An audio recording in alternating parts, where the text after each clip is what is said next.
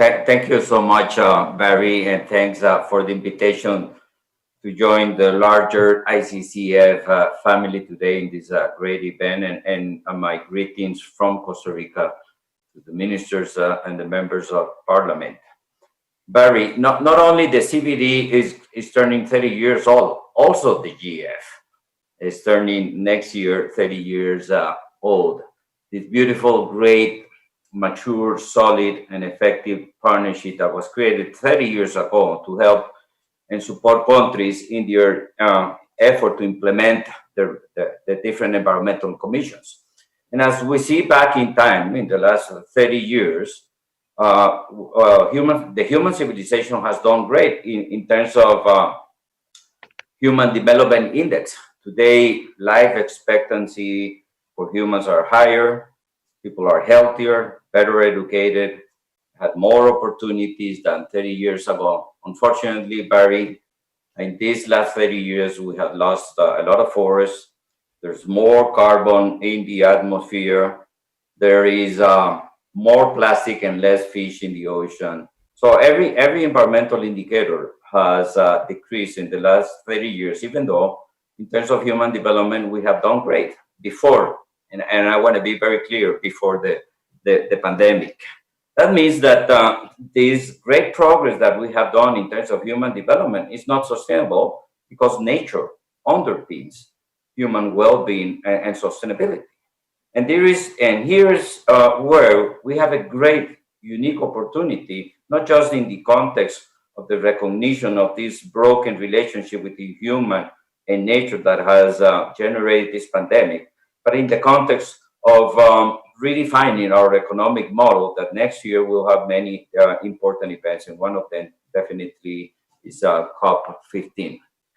The Director General of the CBD just told us a while ago, and the Minister from South Africa, how wrong we did in terms of implementing the Aichi target. And as I read GBO 5, which is the assessment, the Global Biodiversity Assessment, which is the assessment on how we did in implementing the Aichi targets, two things jump very clearly to me. One is that, and these are the two main barriers that we need to address in the incoming new framework for 2030. One is political incoherence. We invest more financial resources in activities that generates biodiversity loss and climate change than what we invest in protecting nature and keeping the temperature, as scientists tell us. And this is basically implementing Aichi target number 3 that told us that we need to go from perverse incentives into positive incentives. Barry, today we humans invest 142 times more financial resources in activities related to energy, mining, and agriculture than what we invest in forest conservation. So we got a big political issue in terms of policy coherence. And this second element that was clear to me when I read GBO 5 is Aichi target number 20, which says that we need to mobilize financial resources like never before, but from all sources. And here, even though during this last period, international support for developing countries in nature conservation has doubled, and even though countries has done way better in terms of allocating public resources to public expenditure, that hasn't been enough. And this is a key element. Just to have a perspective, the GF mobilizes just 1% of the total finance for nature conservation at the global level on an annual rate. And we need to be able to upscale not just funding, but have the efficiency behind funding. So in the context of what we want to see in the new biodiversity CBD framework, countries are very much aligned with the scientific recommendation of protecting 30%. And there's a lot of reports, economic reports that has been published this year that tell us the economic rationale behind protecting 30%. And there's a couple of them that tell us that for every dollar that we invest in protected areas in nature conservation, there's a return of $7 to $8.